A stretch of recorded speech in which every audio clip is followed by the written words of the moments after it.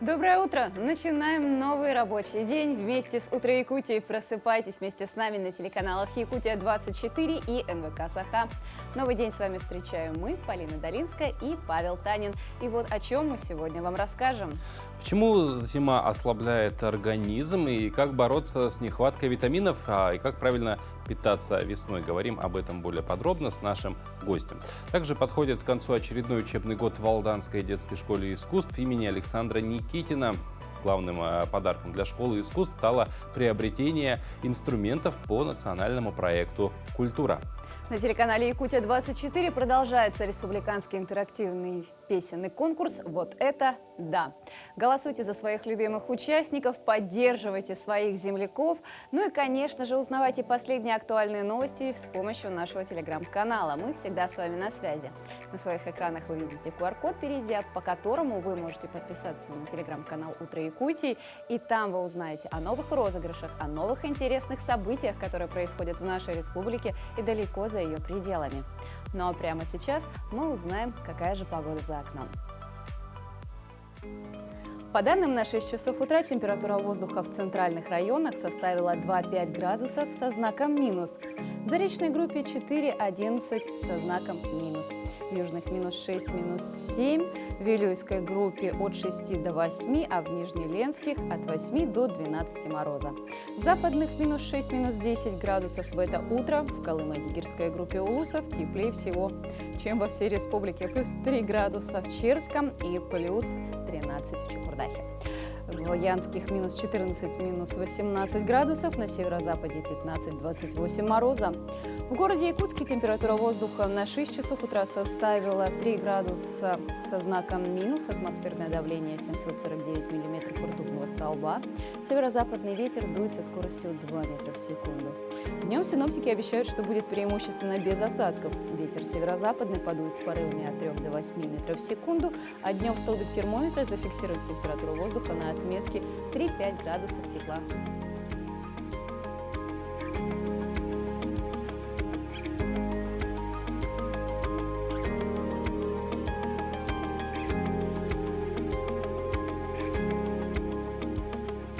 Погода не может не радовать, тем более, что у нас уже, во-первых, и апрель заканчивается.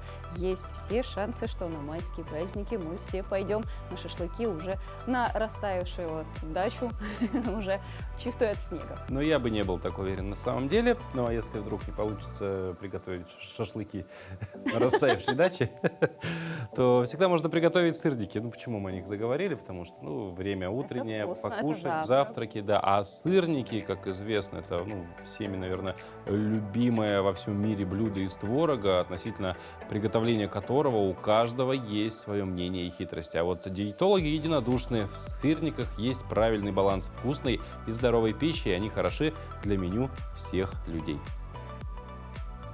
Здравствуйте, доброе утро. Меня зовут Александр, я шеф-повар ресторана «Шатун» города Томот.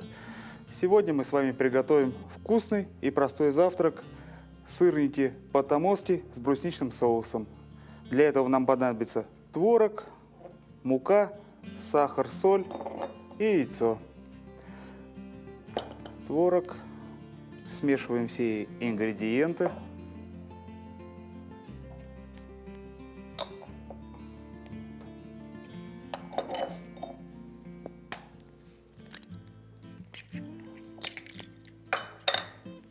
Это блюдо можете приготовить каждое утро, и оно вам не устанет радовать вас своим вкусом и простотой.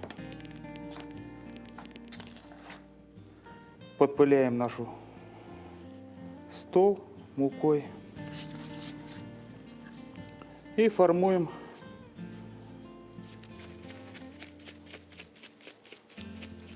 небольшие шарики.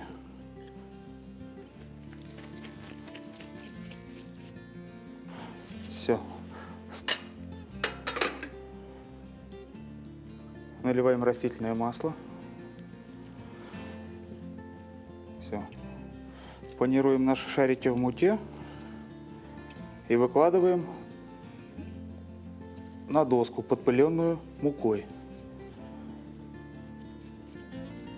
Отличительная черта томосских сырников в том, что они не жарятся до готовности на сковороде, а они немножко доходят до готовности в духовке. Благодаря этому они будут более воздушными и нежными.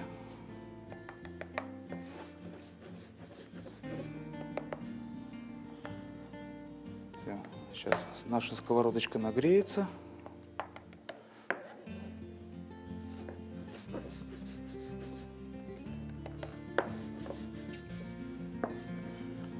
Все, мы придали форму сырничкам.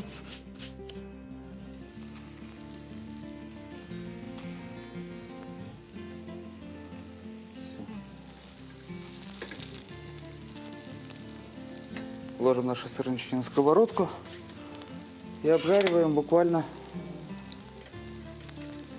с 1 минуты с каждой стороны.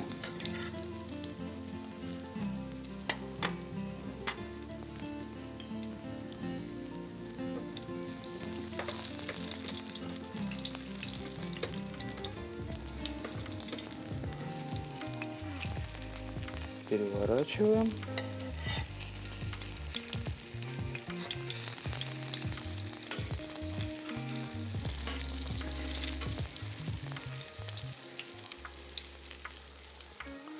Все.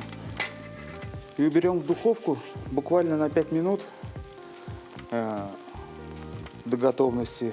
И этот способ позволяет нам, что творог не впитает слишком много масла, и наши сырники получатся воздушные и очень вкусные.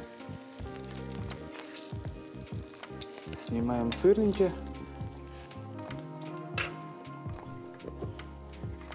И убираем в духовку на 180 градусов на 5 минут. Наши сырнички готовы. Подаем их с нашей томосской брусникой. Вот. И пикантность им придает то, что сырники запеченные, они жареные, как во многих заведениях. Они становятся более нежные и вкусные. Приятного аппетита! В конце зимы и начале весны многие люди жалуются на сонливость, быструю утомляемость, раздражительность и апатию. Кроме неустойчивого настроения наблюдается еще и ухудшение состояния кожи, волос и ногтей. А о каком же явлении могут свидетельствовать подобные симптомы? Чаще всего их причиной оказывается весенний авитаминоз. Что это такое, как бороться с подобным состоянием и о каких способах профилактики нужно знать, мы поговорим с нашим гостем. В гостях у нас Евдокия Монастырева, врач-методист Республиканского центра общественного здоровья и медицинской профилактики Республики Саха-Якутия. Доброе утро. Здравствуйте. Евдокия, ну почему все-таки зима ослабляет организм? Как бороться с знаменитый авитаминоз? С наступлением весны витаминов не хватает. Как с этой нехваткой бороться? Ну, хочу сказать, что наша зима, она очень тяжелая. В первую очередь это отсутствие солнца, отсутствие свежих продуктов и гиподинамия, можно сказать, да. Люди сидят дома, они никуда не выходят, большинство. И, соответственно, организм наш впадает в спячку и за зимнее время тратит очень много микроэлементов и витаминов, которые не восполняются. И, соответственно, к весеннему периоду у нас идет вот такой вот дефицит. Термин авитаминоз, можно сказать, некорректный немного, да? Это скорее гиповитаминоз, то есть снижение уровня витаминов, а не полное его отсутствие. А сам авитаминоз, он как себя проявляет? Обычно это вот слабость, утомляемость, да. По утрам нам тяжело просыпаться, тяжело идти на работу, не хочется никуда вообще выходить, да. Ногти ломаются, волосы секутся, да, хочется каре обрезать по весне, потому что, наш организм истощается, и, соответственно, по ногтям и волосам в первую очередь можно увидеть то, что, организму приходится тяжело действительно. А зачем нужны витамины и чем грозит их нехватка? Витамины нужны, потому что наш организм не получает достаточное количество витаминов с продуктами. То есть для того, чтобы получилось достаточное количество, нам нужно есть очень много овощей, орехов, да, чего у нас, соответственно, нет. Поэтому нам нужно восполнять их при помощи каких-то БАДов, да, витаминов, дополнительное поступление. Они не синтезируются в нашем организме.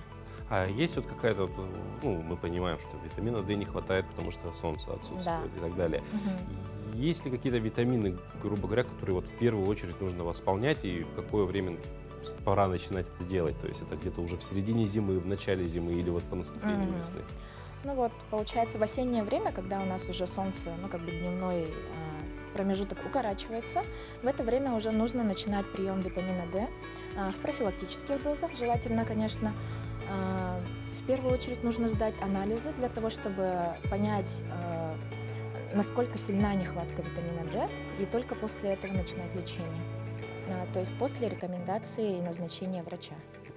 А какой специалист эту рекомендацию должен давать? Ну, то есть как бы вся медицина, она узконаправленная. Есть отдельные специалисты, кто конкретно, скажем так, за витамины отвечает? Ну, врач-нутрициолог, можно сказать. Нутрициолог, диетолог, да, они вот корректируют именно вот питание и поступление витаминов.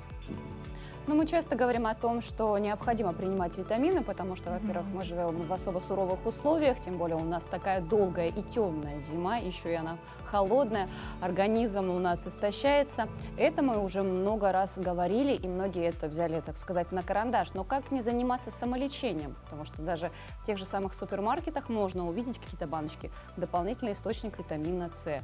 И как вот не стать жертвой маркетинга, не покупать то, что действительно, наоборот, еще вред нанесет. Или наоборот, да, не переусердствовать и переизбыток не сделать себе. Я вас поняла. Нужно сдать анализы в первую очередь, да, сдать анализы и сходить к врачу. Можно сдать анализы на витамин D. Чтобы узнать нехватку витаминов В, нужно сдать гомоцистеин, например, да.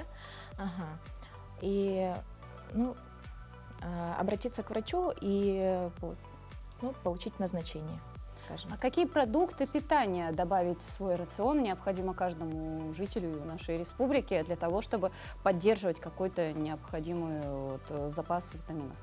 Ну, это, конечно же, овощи, фрукты и орехи, кисломолочные продукты, которые содержат много кальция, да, мясо, мясо птицы, говядина, красное мясо, да, богатое железом, например. Я хотела бы отдельно поговорить про витамины.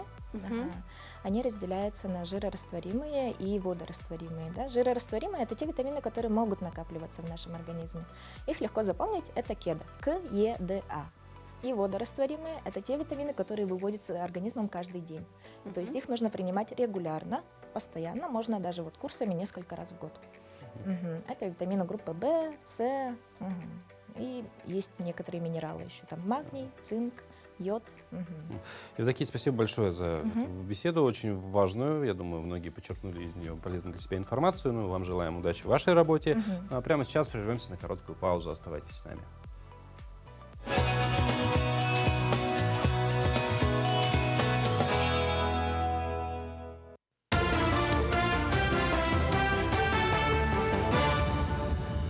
Коллеги, доброе утро. Доброе утро, Якутия. Сейчас блок новостей.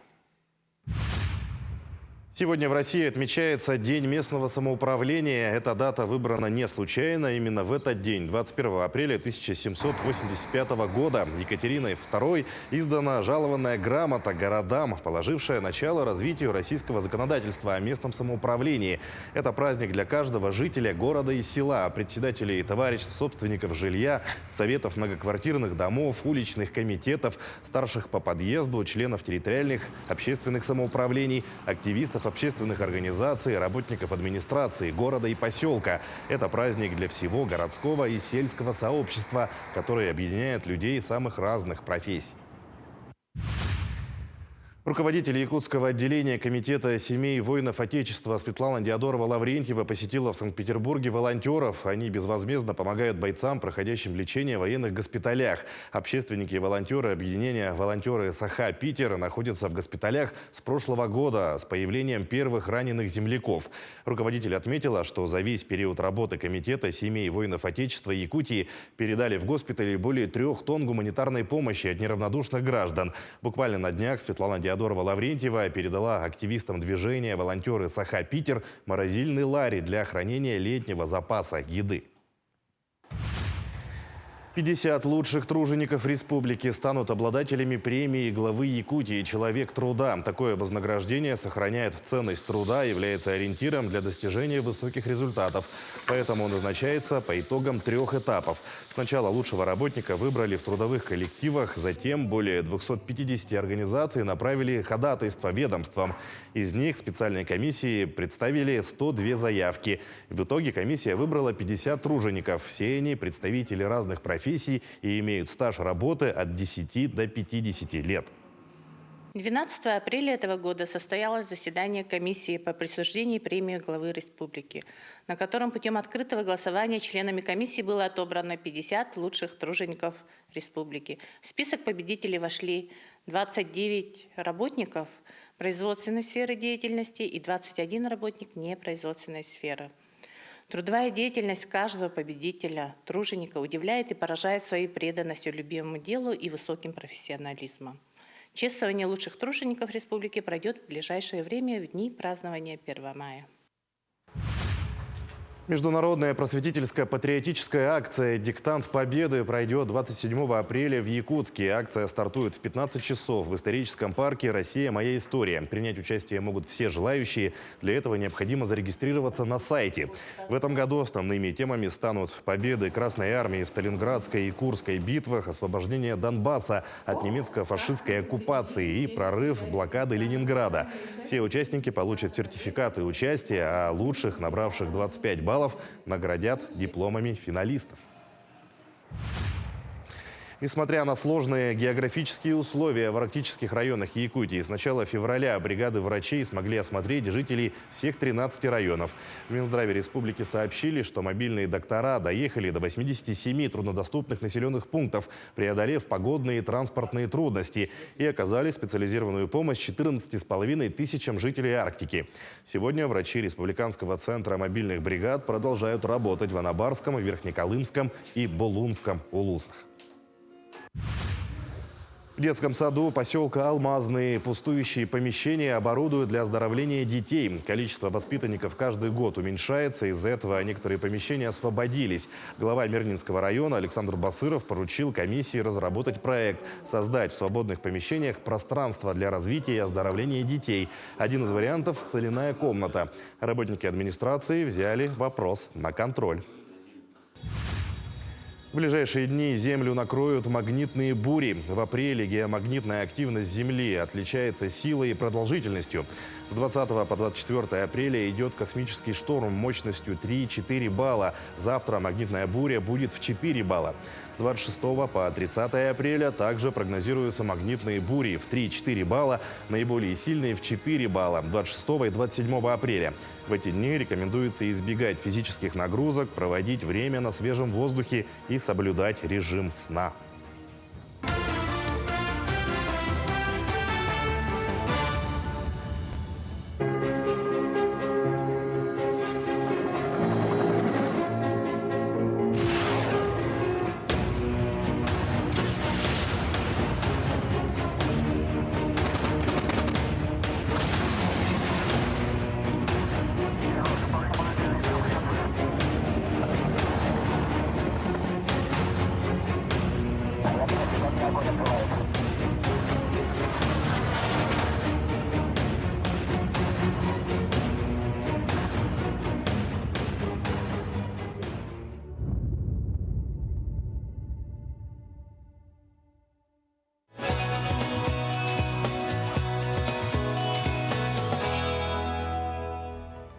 Доброе утро, друзья! Всем, кто начинает свой день вместе с нами, самое время позавтракать. Тем более, что с нашим первым гостем мы уже узнали, какие необходимые витамины нужно добавить в свой рацион для того, чтобы по весне избежать витаминоза. Ну а витамины, сладости и вкусности нужны не только людям, но и животным. И, между прочим, пасхальное украшение для лесных жителей – такой праздничный завтрак подготовили жители Ленска для своих питомцев. Вот интересно, что же вот в чарон налили такого, что птички вот так прям сели и не хотят улетать оттуда. Ну да, справа на самом деле, как выяснилось, как я это разглядел, все-таки пасхальные яйца. И они просто так покрашены или мне так отсвечивает, что кажется, что это птички, которые так скукожились, сидят на Спрятались? морозе. Да, спрятались. И я подумал, что ничего себе, сколько птиц, а чем же Ну, кроме угощают? птицек, смотри, еще и бурундучок подошел. И вот теперь ты можешь видеть, чем наполнен чурон. Именно семечками, щелкая. А как нам уже наш первый гость сказал, орехи, семечки – это обязательно. Тем более, что семечки – это витамин А. Да, ну, тем более, что, видимо, авитаминоз, так называемый, Конечно. нам сказали, что авитаминозом неправильно это называть, но тем не менее будем говорить так. Мы как бы подвержены, видимо, не только люди, но и по весне, конечно же, животные. Потому Конечно. что трудно добывать зимой еду.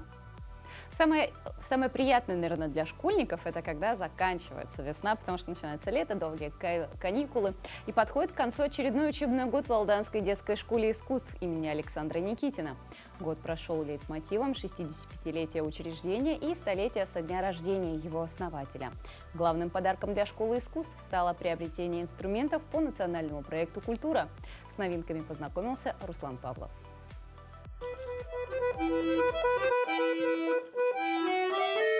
Педагог по классу баяна Иван Черепанов не скрывает своих эмоций от звучания нового инструмента, который Алданская детская школа искусств приобрела в рамках национального проекта «Культура». Вот по национальному проекту мы получили такой очень хороший и дорогой инструмент. Готово-выборный, многотембровый. Вот смотрите, сколько здесь много всяких переключателей регистров. Вот. И здесь 15 штук, и здесь переключается. Значит, вот интересные такие здесь тембра, вот фагот как звучит, например.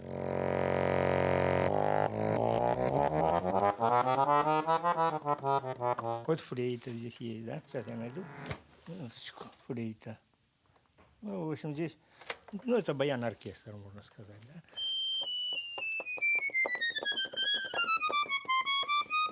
Ну, и много орган есть, пожалуйста, вот орган. Ребята осваивают уже? Ребята, да, начали осваивать потихонечку. У меня баян, да.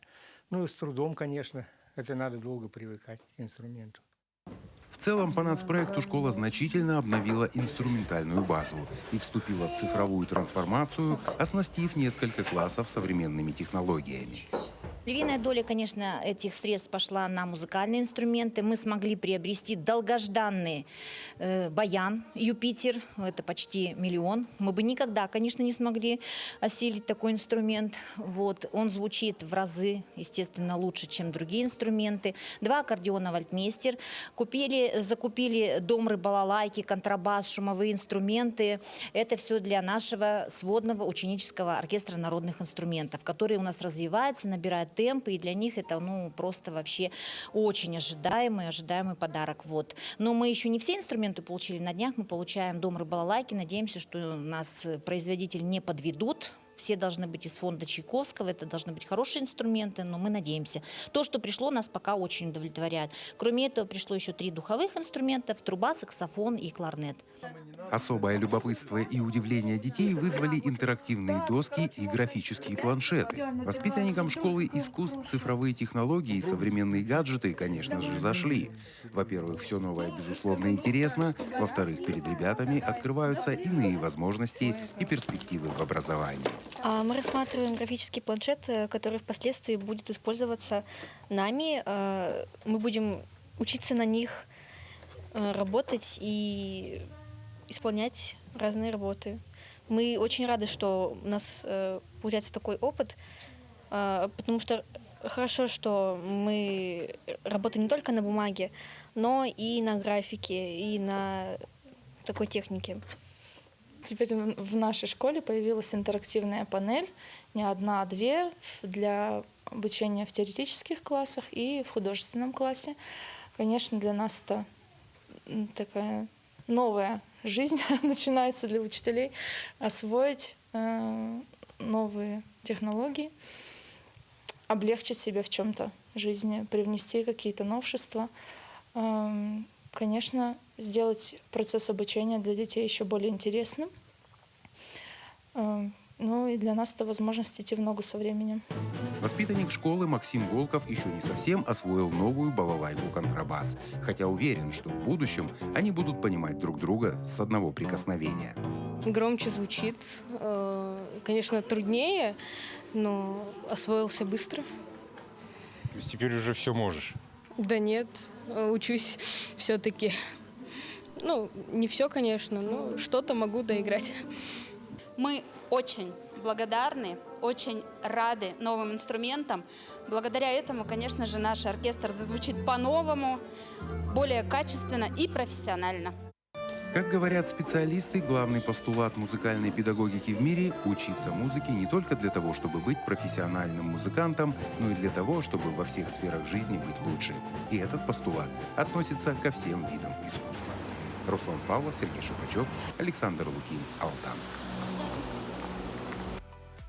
Ну, а сегодня отмечается одна важная дата в российском календаре. Это День местного самоуправления. Праздник для тех, кто по долгу службы должен заботиться о гражданах, нести ответственность за них. Именно представители власти на местах должны быть ближе любых других чиновников к нуждам простого человека. И сегодня расскажем об одном из таких людей, главе города Томот Алданского района.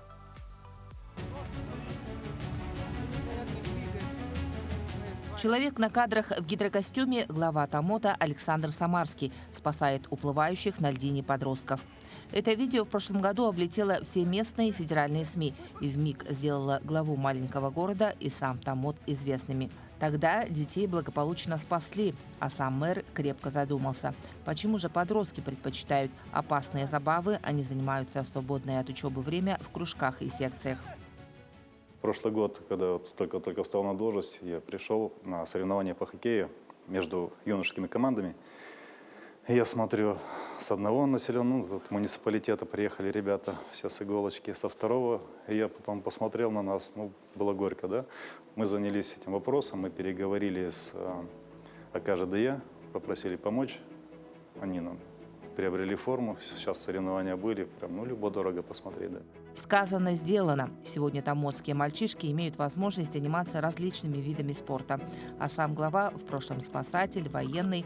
Спортсмен занимается дайвингом, парапланеризмом, рафтингом. Пример человека, способного увлечь и научить любого. И не только спортом.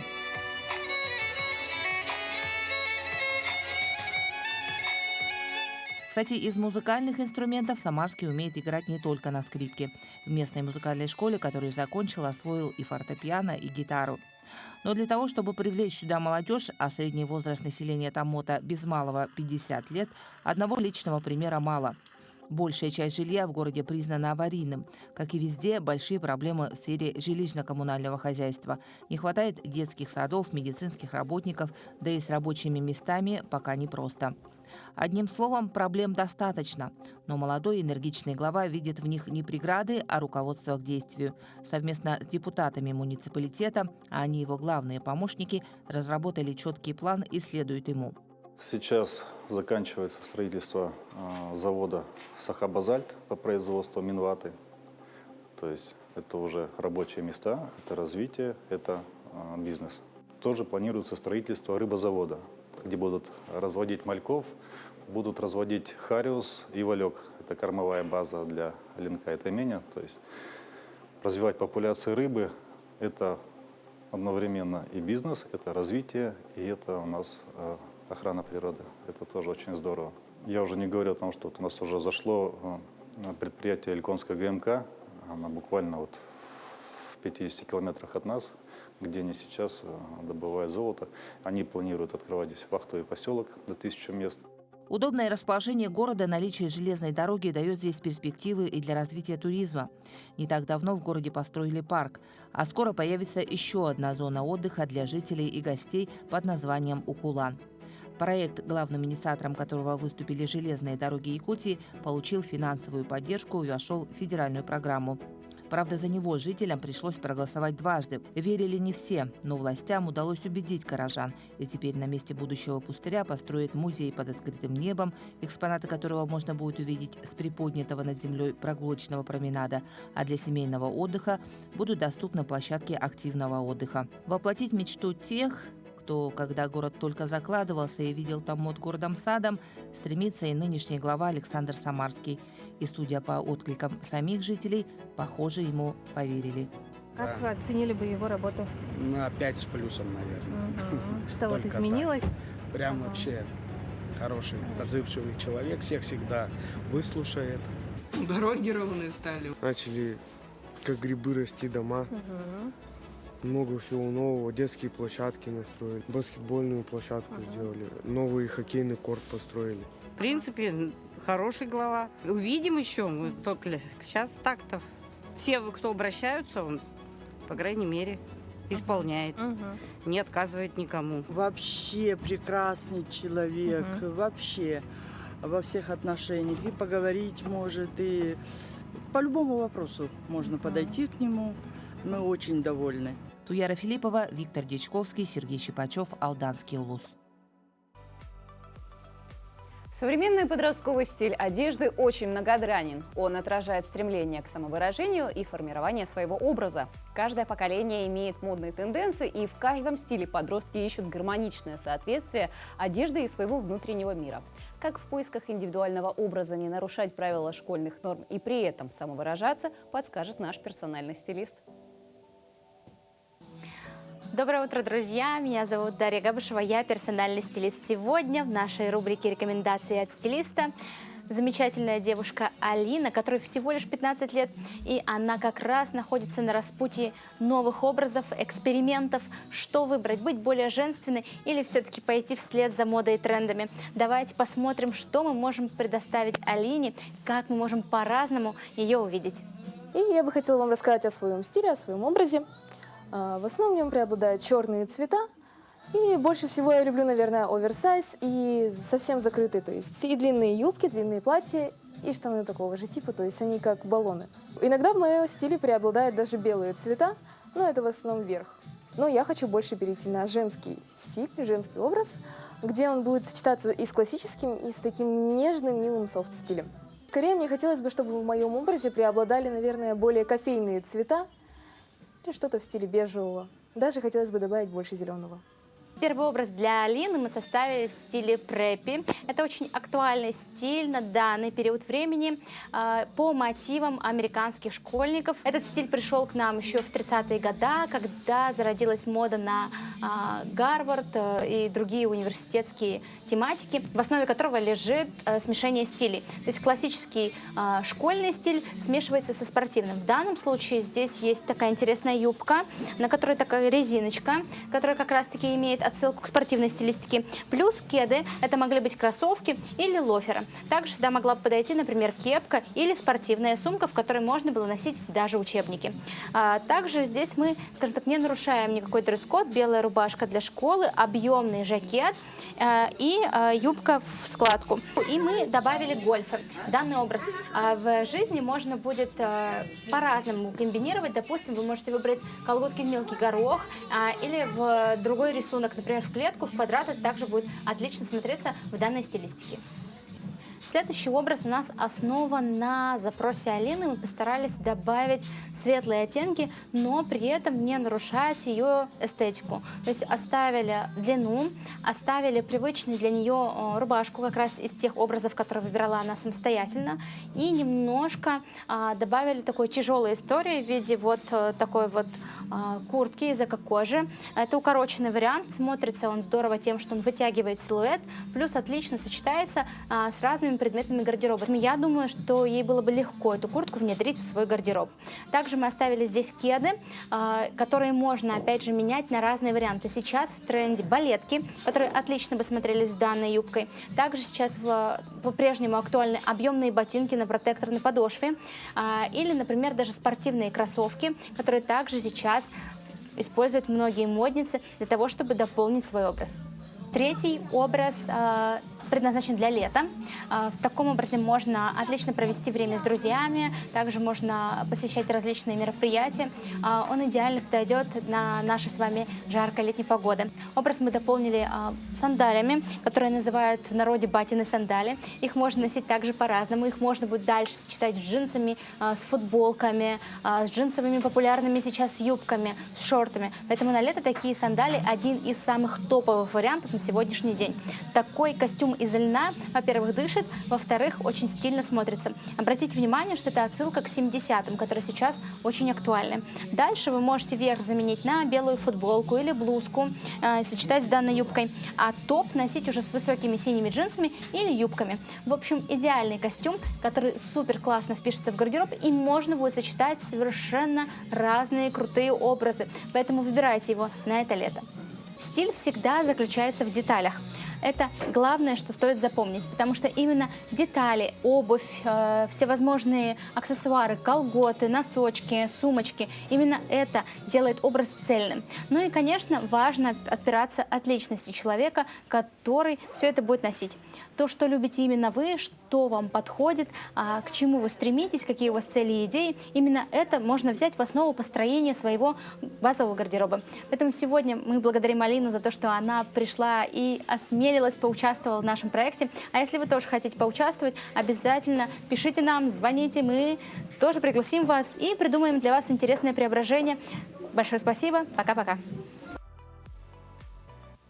Сегодня в рубрике «Музейный гид» посвящена творческому пути известного якутского графика и художника-иллюстратора Ефима Шапошникова, вошедшего в плеяду первых якутских художников послевоенного времени. Ефим Михайлович избрал для себя путь иллюстратора детской литературы. Вышло, предположительно, около 100 книг и учебников с рисунками Ефима Михайловича. Об одной из его работ, хранящихся в Национальном художественном музее, речь пойдет далее. Ефим Михайлович Шапошников – удивительный художник, человек необыкновенно большой и доброй души. Именно он в Якутии по праву считается родоначальником книжной графики для детей. Родился художник в 1926 году в Намском Улусе, в простой трудовой семье. Его отец трудился в колхозе бухгалтером, но, как сказали бы сейчас, имел хобби. Когда выдавалась свободная минута, он занимался рисованием. И сына к этому приучал. Часто приносил маленькому Ефиму бумагу, карандаши и советовал ему перерисовывать рисунки из книг. А потому неудивительно, что с самого детства у маленького Ефима Шапошникова росло и крепло желание стать художником. Когда в 1945 году в Якутске состоялся первый набор в художественное училище, неудивительно, что Ефим Шапошников отправился постигать ремесло художника. После окончания училища Ефим Михайлович некоторое время проработал учителем рисования и только затем отправился поступать в Харьковский художественный институт. С самого детства он очень много любил читать, обращал внимание на книжную иллюстрацию. Став старше, подружился со многими якутскими писателями и поэтами, и еще в годы учебы в художественном училище начал заниматься книжной иллюстрацией, оформлял книги для детей.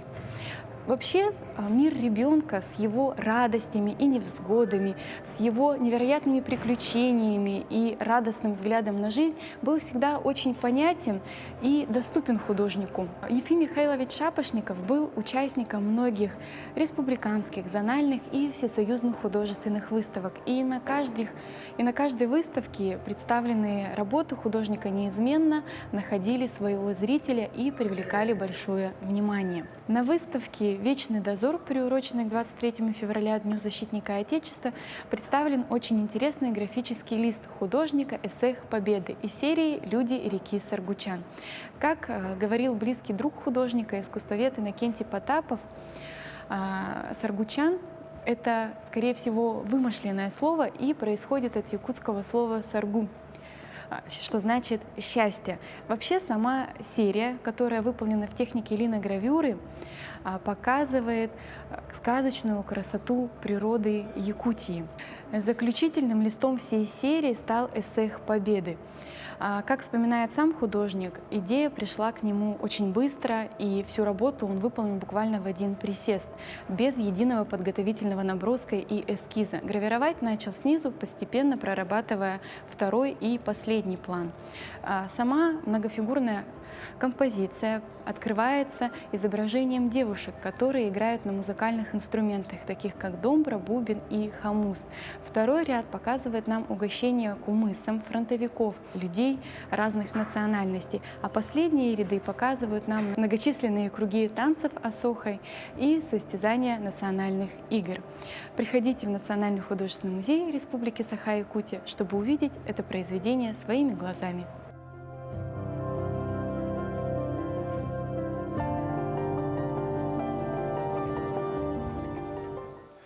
Ну а с 22 апреля, то есть уже с завтрашнего дня, в Национальном художественном музее Республики Саха-Якутия начнет работу для всех жителей и гостей города Якутска выставка «В диалоге времен» из собрания Таймырского дома народного творчества, Красноярский край, город Дудинка. И вот сегодня у нас в гостях поговорим об этой выставке Василий Батагай, мастер-косторез, заведующий отделом декоративно-прикладного и изобразительного искусства Таймырского дома народного творчества, и Мария Шестакова, методист отдела социокультурных взаимодействий Национального художественного музея Республики. Доброе утро. Доброе утро. Василий, ну первый вопрос, конечно, расскажите об уникальности этой выставки, что будет представлено в экспозиции, что люди смогут увидеть. Ну, в экспозиции это этнографические предметы двух народов, это Нганасан и Долган, которые проживают на территории Красноярского края, именно на Таймыре. И уникальность — это впервые вообще представлено на якутской земле именно вот этих вот этнографических предметов. Также, конечно, костюмы и изобразительное искусство, и декоративное прикладное. То есть в какой-то степени это, можно сказать, немножко и такой краеведческая выставка? Ну, не совсем. Там идет прослеживание, идет от декоративной прикладной, такого вот, да, более архаической даже, чуть-чуть немного вот культуры, и как процесс развития искусства декоративного и изобразительного уже в нашем современном мире уже. Василий, а каким образом выставочный проект, связанный с локальным контекстом, он способствует сохранению и популяризации культуры и искусства коренных малочисленных народов? Ну, вообще о коренных народах в Таймыре очень, конечно, много говорят, развивают культуру эту. И вообще хотелось бы, чтобы культуру, вот, например, ингоносанского народа, да, очень много изучали и якутские ученые, которые, конечно, приезжали к нам на Таймыр. Так как мы находимся очень отдаленно, да, от территории Якутии, и мы хотели бы, конечно, для молодых ученых, особенно для Якутии, да, институтов, которые находятся здесь, в Якутске, чтобы мы уже сами привезли эти костюмы, старинные предметы, вот, и работы ингоносанского художника Митюмя Кутурдагина, который рассказывает о культуре своего народа. Вот, и благодаря его работам очень многие ученые сделали свои диссертации. А что касается вашего костюма, могли бы вы рассказать его историю? Это долганский праздничный костюм, он называется «Тюстер». Вот, Хонтап. Это парк праздничная Долганска во время встречи Нового Солнца. Ну, праздник. Это обычно проходит весной. Сейчас в данный момент у нас на Таймыре проходит День оленевода. Это более современное, как бы, да, а так он называется «Встреча Нового Солнца».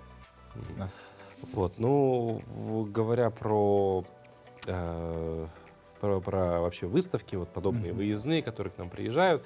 Вот вопрос, наверное, к Марии будет больше. Запланированы ли в рамках этой выставки, может быть, какие-то мастер-классы, какие-то вот различного рода, может быть, активности, мероприятия для посетителей выставки, то есть помимо самой экспозиции, естественно? Да, обычно в музее каждый выставочный крупный проект сопровождается публичной программой, так и в рамках выставки «В диалоге времен» будут 2 тематические лекции. 22 апреля с 2 часов «Архаический орнамент в культуре Долган», и 23 апреля тоже с 2 часов «Долганский костюм. Путь через века». Лекции будут интересны для широкой аудитории, и для школьников, для студентов, учителей, преподавателей, научных сотрудников и вообще для всех тех, кто интересуется культурой малочисленных народов Севера. А кто проводить будет эти лекции? Василий Иванович Батагай, лектор. Единолично. Да. Здорово. Какие предметы будут представлены в экспозиции? Предметы, первое, это этнография, это предметы, которые во время экспедиции мы ездили, собирали. шаманская вот, атрибутика, предметы вот, шаманизма, это Нганасан. Также костюмы коренных народов, это Долган и Нганасан. Декоративное и прикладное искусство, это будет резная кость Таймыра, наших вот, мастеров, косторезов. И изобразительное искусство, это картины долганского художника Бориса Молчанова, Митюмеку Турдагина Нганасан. И также современные художники, которые в данный момент живут у нас и работают. Ну, на самом деле очень большой перечень, это уже звучит интересно. И в связи с этим, наверное, вопрос, как долго выставка продлится, до какого числа, до какого дня можно ее посетить. Выставка работает для всех посетителей с 22 апреля по 2 июля 2023 года. То есть почти 2 месяца Да. полных. Да. Ну, даже с небольшим. Мгм.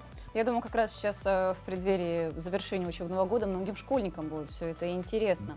А, Василий, вы сами еще являетесь мастером-косторезом. Будут ли представлены в экспозиции ваши работы?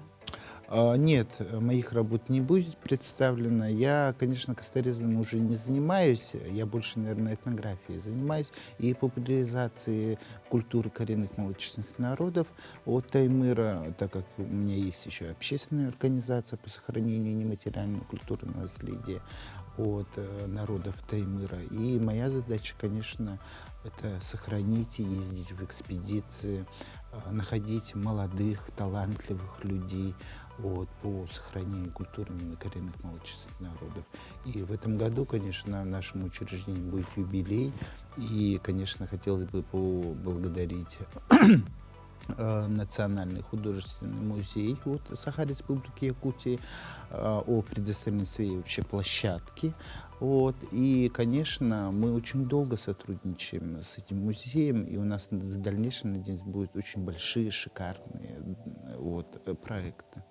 Ну, будем надеяться, что действительно все так и будет. И Будем ждать с нетерпением. Будем ждать с нетерпением. Мария, Василий, спасибо большое, что в вашу студию пришли. Желаем большого посещения, чтобы больше людей, собственно, посетили выставку, и как прикоснулись к этому, в принципе, редкому для нашей республики явлению, когда вот такие выставки, экспозиции у нас появляются.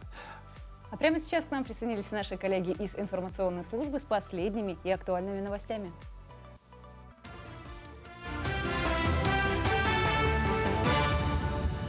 Якутия, доброе утро. Предлагаем блок новостей. В Якутске межведомственная рабочая группа вновь обсудила регулирование режимов работы Вилюйского водохранилища. Встретились представители крупных энергетических компаний: Якутскэнерго, Якутская генерирующая компания, судоходные предприятия, федеральные и региональные органы исполнительной власти. Отметим, что в прошлом году в связи с водностью, близкой к историческому минимуму, были произведены минимальные судоходные попуски. Осенью маловодье резко сменилось катастрофической многоводностью. И осенью прошлого года произведены впервые в истории водохранилища и ГЭС холостые попуски. На совещании обсудили вопрос о режиме работы Вилюйского водохранилища в период половодья. По попускам прогнозы, можно сказать, по сравнению с прошлым годом оптимальные. Значит, по предварительному анализу и прогнозу объема водных ресурсов в Вилюйском водохранилище мы можем обеспечить судоходные попуски в объеме 2,5 кубокилометра. В Ленске продолжается газификация частного сектора. В этом году планируют газифицировать 69 домов. На сегодняшний день в Саханефтегазсбыт подано 84 заявки. Из них заключили договор 74 человека. Остальные остаются на рассмотрении. Выплата единовременной материальной помощи производится так же, как и в прошлом году, на сумму 150 тысяч рублей. Но список ленчан, которые могут на нее рассчитывать, расширился. Помимо малоимущих граждан, одиноко проживающих пенсионеров, ветеранов боевых действий и мобилизованных, в него включили и многодетные семьи.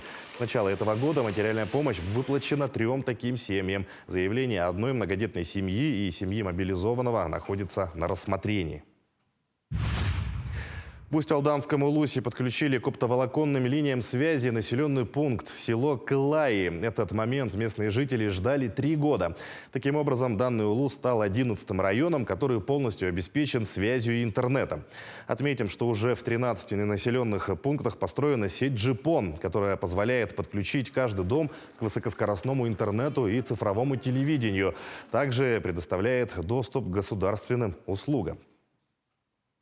Это был сложный проект, мы к нему долго шли, и благодаря усилиям Алексея Васильевича, главы Усть-Алданского района, Станислава Викторовича, главы Наслега, особенно хотел сказать благодарность жителям Наслега, которые организовали субботник и помогли с опорами, ну а также Министерство связи Республики Саха-Якутия и отдельно правительству Республики Саха-Якутия за поддержку и за реализацию такого сложного проекта.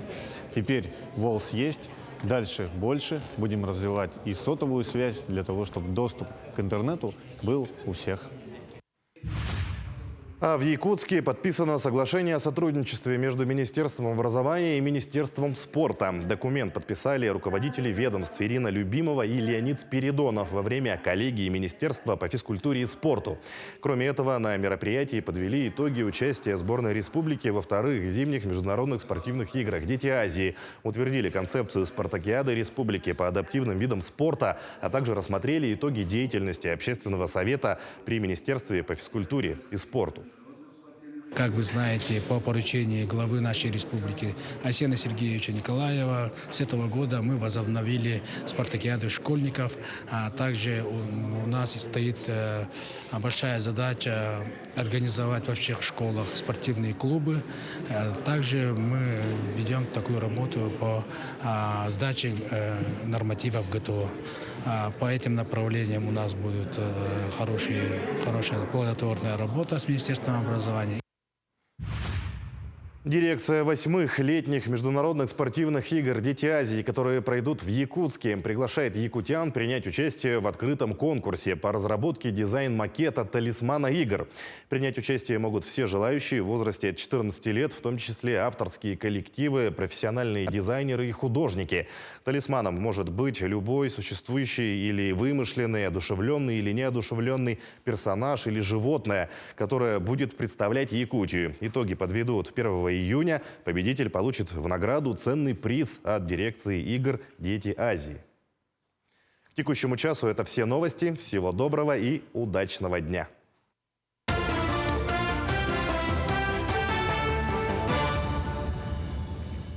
На телеканале «Якутия-24» продолжается республиканский интерактивный весенний песенный конкурс «Вот это да!». Напомним, соревнуются в сольном исполнении вокалисты Алданского, Ленского, Мирнинского, Алепинского и Нерюнгринского районов, а также города Якутска. В отборочном туре определились по 2 победителя по мнению жюри и по выбору телезрителей. Сегодня в 20:00 по городу Якутску завершится СМС-голосование за лучшего вокалиста Ленского района.